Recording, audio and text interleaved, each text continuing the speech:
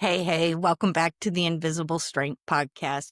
Today, Chris and I are welcoming the face behind self-growth goddess. Kim Rojas is not only a lupus warrior, she is all in on self-improvement, and she has transformed her journey into one of empowerment, inspiring many others along the way. She brings such a great energy to this conversation. We are excited to dive into her story. Kim, welcome to the show. Guys, thank you for having me. We are excited to see you.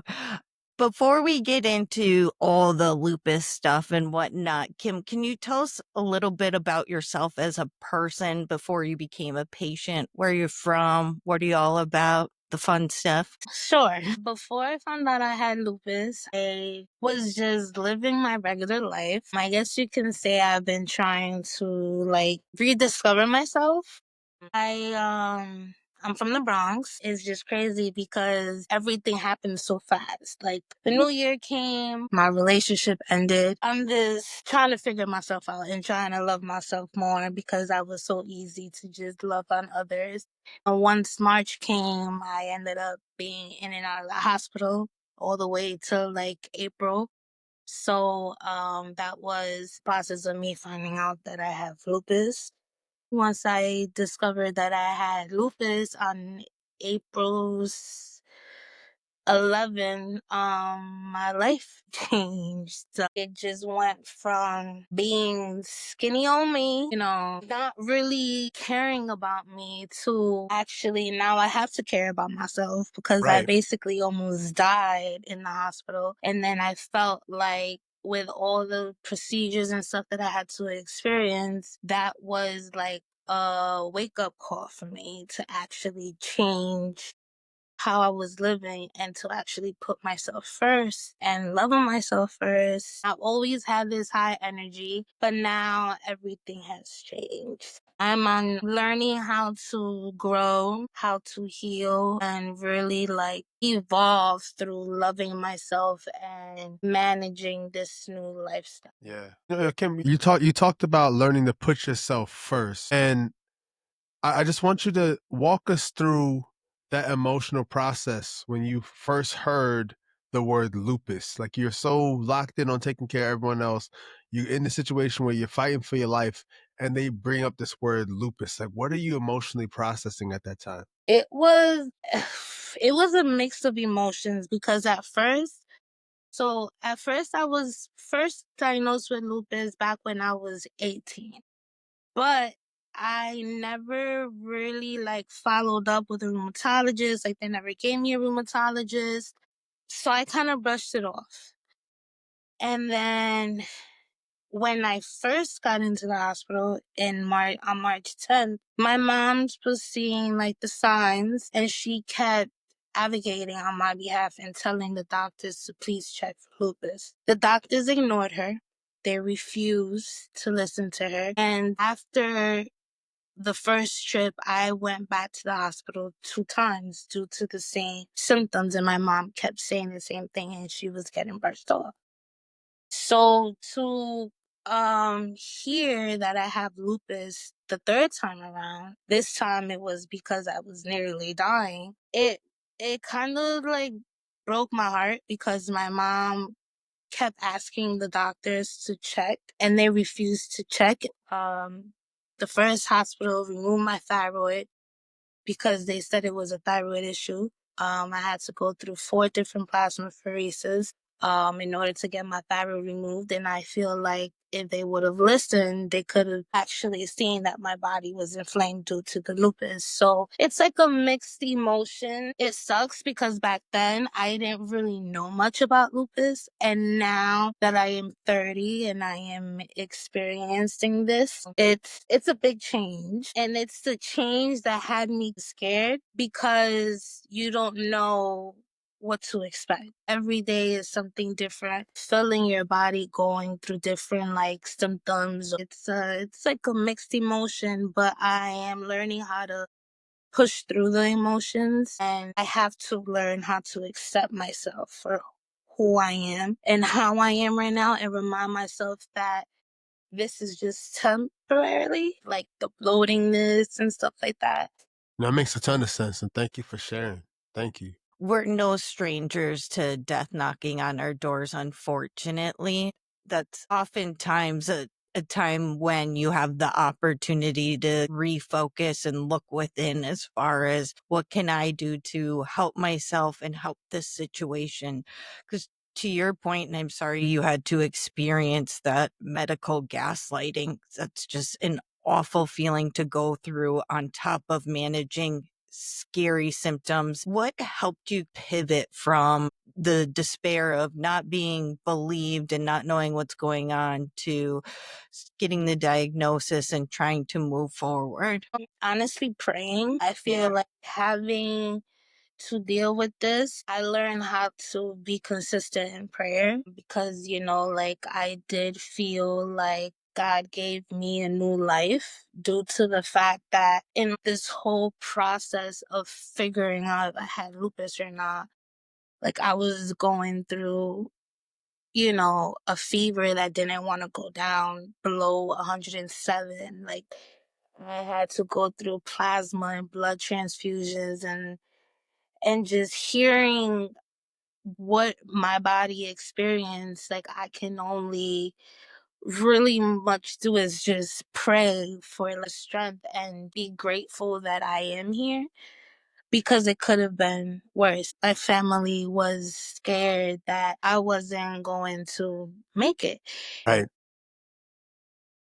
Experiencing that just showed me how much strength that I have. It's just crazy. It's just insane. Just listening to it, showing up for myself the best way I can, as in journaling, listening to my body when it wants to rest, not pushing myself, because I do tend to push myself and not give myself enough credit. Praying, reading, journaling, just trying to shift my mind and not stress over the things that I don't have control of. Listening to personal development has helped a lot because it helps shift the mindset. We need that. Especially if, on this journey alone and you're like starting from fresh, because being in the hospital, you realize who's actually in your corner and who's not in your corner. And you start detoxing people out of your life, detoxing people from social media, detoxing people in general, because I realized that I don't need anyone that doesn't fill my cup up as much as I fill their cup up. And I'm always the type to fill everybody's cup up. But yeah, it does feel lonely at times. You need a community. That's for sure. I am happy that even though I'm going through what I'm going through, I am meeting a lot of new people, amazing people that is also experiencing what I'm going through. So me connecting myself to different support groups that actually helps with lupus and teach me about lupus is very supportive, and it's amazing because I'm meeting new people that is helping me shine by doing the most littlest thing. Like this right here is me jumping out of my comfort zone. All good. All good. Take us on sort of the day to day. Like, what are the habits that you've adapted or continued, the habits that have become non-negotiable for you on this journey? My habits are I have to wake up early. I take my thyroid pill. I only open my phone to get on the Bible app. I do my prayers. I read the Bible plan. I get my Bible journal, writing down like my gratitude. I do have a flare up journal because every morning you wake up feeling something, either my chest pain or my legs hurting or anything. And then I am pushing myself to go on walks. Today, I actually did a 10-minute quick body workout. So that was me doing something different. It did hurt a little bit, but it felt good to do it because body movement is important, especially being on these medications and it's making you want to eat. So that's my problem. Like now is making me want to eat, and it's a lot, but trying to be consistent with getting some type of movement in is important for me. And then again, resting, because every time I do something, I do end up feeling tired, even if it's like sweeping it or doing the laundry. Like this morning after I did my routine, I decided to go out and do some laundry, and I was already like just putting in the loads. After every activity that I do, I give myself like a 5-minute breather, but just try to get those done because I feel like being consistent with that will help me continue to grow. And I feel like it's filling my cup up. Every time I do these things, I get ideas of what I want to do in the future. Now that's real though, because I feel like when you're moving and grooving, it does allow your body to put you in a place where you can be more creative, you can be more imaginative and ideate and all that. So I feel everything you're saying because to me, the moving of the body connects to the movement of your mind. So I Mm-hmm. appreciate you doing that. Helps you release those toxins. No question. No question. I work out because that's my antidepressant. Like, I absolutely need that mentally. Otherwise, I'm just a crabbier person. No, it's real. It's real. To your point, Karen, I saw something online the other day that said that creative people who don't create enter chaos. They become chaotic. And so the same, and it could be like anything. You could be someone who needs to write, someone who plays music, someone who needs to bake, someone who needs to play. All these things that require some sort of movement. If we're not doing it, we do get into that funk that you like just described with antidepressants. Like we will get into a funk if we're not moving. Like we were made to do something. After you do it, you naturally feel more creative and are more focused, and it Yes. just plays into everything. That's right. That's right. Yeah, for sure. For sure.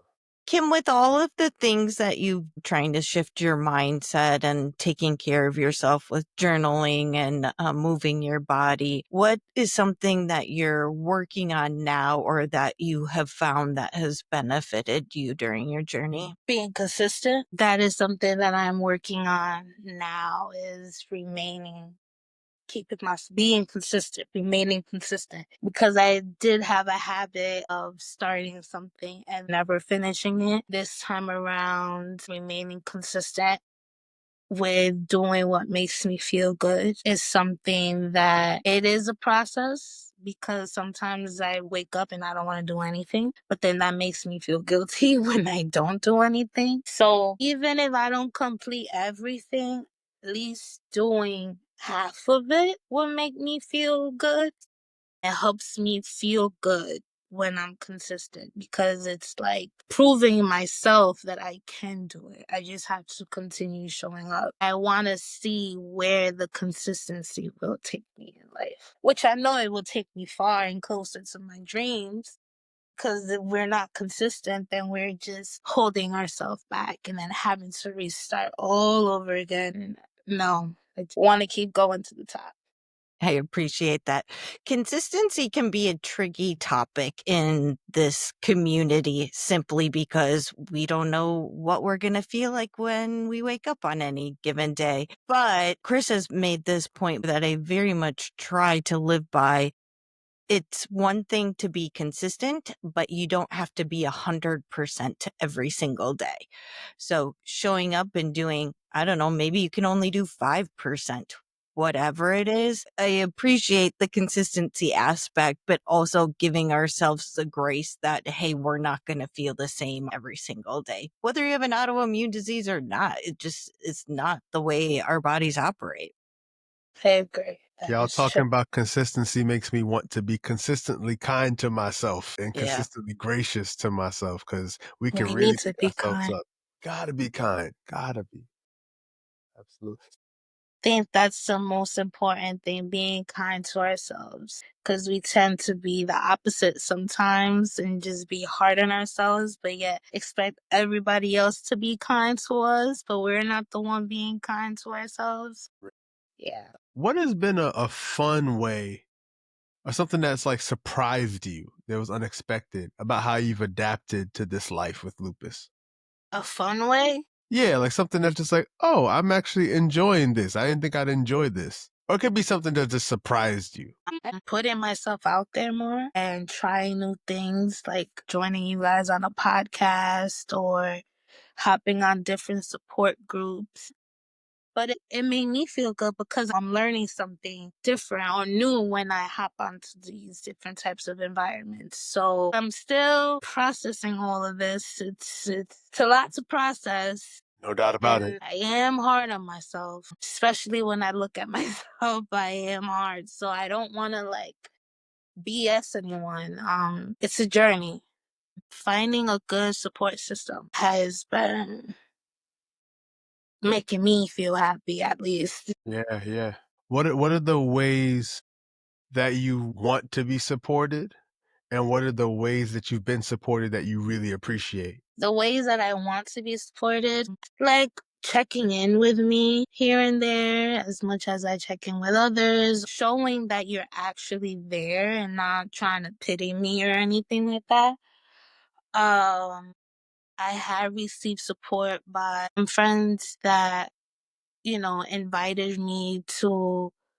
I went to my first church girl conference, and that was very amazing. I went to my first lupus event, but it was very informative. It was very inspiring. It was uplifting. I felt nothing but love and support in that room. I just want to feel heard and seen, just like I allow others to feel heard and seen. And just being a genuine friend. Like, we don't have to talk about lupus. Do not remind me that I'm getting bigger or that my face is getting bigger, because that's just gonna make me feel crappy. For me, it'd be the little things. You telling me, oh, you wanna go for a walk, or you wanna like go to the zoo, or let's do this movement class, stuff that makes me feel good. Being thought of, at least. The small everyday things. Yeah. I hear that. I laughed before when you said you were detoxing people, but there's a place for boundaries and setting expectations with anyone in your life. And if they're not filling your cup in the way you need them and you have a conversation about that, there's also nothing wrong with sometimes going your different ways. The struggle, but I'm learning to actually move forward with that because it's needed. And the reason why I say I struggle with that is because I feel like I need to do that with certain family members in my life. Sometimes I just feel guilty because that's a family member, but that be needed because that be the biggest energy sucker, I guess you can say. So that's good that you mentioned that. Well, family is tough. I appreciate you bringing this up. I heard, I don't know if it was on another podcast or wherever, but this piece of advice: pick your friends, love your family, accepting them for who they are, knowing you're not going to change them, and reframing how you are thinking about the situation. I bring that up because it was something that I took personally and has really helped me along my journey. Because even if you have a great relationship with someone, like you said, Kim, not everyone's totally going to understand what you're going through and be able to support you in a way that you need at that specific time. Because how we need to be supportive even often changes over time. Sometimes I don't want to talk about this at all. I'm so sick of talking about this. But then other times it's like, hey, I could use a shoulder to lean on right now. It's all fluid, but having that perspective of, okay, I'm just going to accept them for who they are. It is what it is. Having more personal control over the situation empowered me. I agree. Family's tough though. It's very tough. Very, very tough. But when you hit a certain point, you can't just do anymore and just let go and just have faith. That's where I'm at with certain people. I can't. Because the more I keep trying, the more I'm hurting myself at the end. And I'm tired of hurting myself For because sure.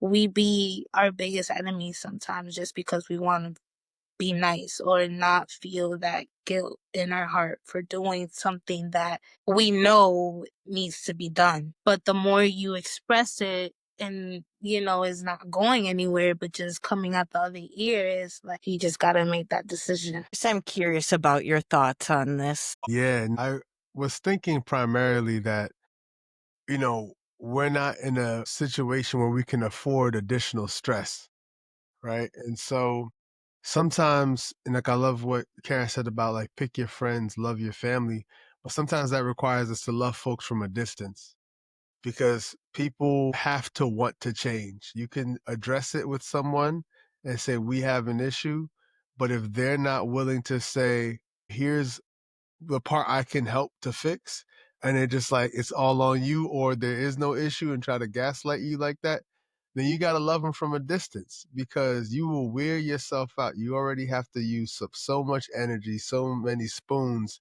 to just get through, the responsibilities you have in your life. And if you're dealing with folks who are actively not trying to help you, and are just making it muddier and muddier, it's just becomes literally a waste of energy. And so I think loving folks from a distance, not I'm not advocating for anyone to have any hate toward their family or anybody else, but just understanding like, you know what, I'm gonna be good on this side over here. And like if we tap in, we could talk about things, but know where those landmines are. I'm not gonna go into this thing that's gonna bring back all the past argument, all the ways open myself up to like the insensitivities or whatever the case may be. And so you really just have to have boundaries and frankly teach people how to treat you, because people will just act any old kind of way if they think they can. But if they know Kim's not going for that, Chris not going for that, Karen's not going for that, they'll understand where the boundaries are. And that actually is how we teach people how to treat you with respect. Yeah, I agree. I agree with that 100%. We can strive to practice it, right? That's it. Yeah. That's it. It's hard to practice it, but that's necessary. I appreciate though the loving from a distance. That space can be the game changer if it's just not going where it needs to be for you. Kim, what are some of the common misconceptions that you've come across in your journey with lupus? Or anything that you would like people to know? Hearing that lupus doesn't have a cure, that is kind of like mind blowing, but I believe that there's other ways. There has to be a way that we can find a cure in this. I don't know, like that's something that like replays in my head. Like people saying, this is like forever and blah blah blah. I don't know. I feel like there has to be another way to heal, even if it's like, I don't know, holistically, or I don't know, there just has to be some type of cure for this. I think something that's helped me with my reorienting with life with lupus is when I heard from my rheumatologist, part of what stood with me is like, this does not have to kill you. That was really important to me because at the time, not knowing I was going through a flare up, but that first flare up, I was certain I was going to die, right? Because it just was so terrible. And so hearing that it doesn't have to kill you was just like extraordinary news. So even with what you're saying about, you know, people say there's no cure, but there has to be a cure. I think that opens up a mindset that says there's a cure that we just haven't discovered yet. Right. So, and that's where I think hope lives. And that's what, all the brilliant people who are working with research and doing all they can to really find what are the best ways we can treat this and eventually push toward, what could substantially be a cure. I think having that mindset of saying, instead of saying there's no cure, it's like we haven't found the cure yet. I agree. Chris and I have been on our lupus journeys longer. I'm in my 16th year. And I will say from even when I was first diagnosed to now, one, we have more pharmaceutical treatment options. Then we are seeing with the latest research that they are getting closer to putting people in remission indefinitely without medication. I am, as Chris said, hopeful that within our lifetime, I would even venture to say within the next 10 years, we are going to be darn close if we don't already have a cure for Agreed. this. Totally agree. Fingers crossed. We'll keep praying on it. Okay, man. Anything else you want to share with us? Whether it's like words of encouragement, lessons you've learned in this, this life you're living and this journey you're on. what's a mantra that you live by, sort of a phrase or expression that helps you keep going? Keep showing up. Keep treat yourself the way you would want others to treat you. Because if you give that reflection of self love, then you'll give people no other option but to love you the way that you love yourself. So keep showing up even when it gets hard. And don't forget to love yourself first, second, third, and then everybody else follows after that. That is something that I tell myself and I share with my friends because I do believe that when we give ourselves that self love, that self care, we just thrive in a way. I hear that. Thank you for sharing that. Kim, I want to thank you for being here today. I know you're early on in your journey, but you're already an inspiration with striving to improve yourself and empower others to do better on this journey. It's a long road. So no matter where we're at, we just got to give ourselves patience and grace. And we often talk about how we get the opportunity to reimagine our dreams and conquer so much more than we ever thought possible, even before we had lupus. So I have high hopes for you, and I'm excited to keep cheering you on. To our community, thank you for joining us today. Please drop your words of encouragement or mantras that help you get through some of the tougher times that we could all get some inspiration from. Chris, thank you for being here as always. Always a joy, and thank y'all so much. Thank you. Thank you, Kim. Thank you. Take care.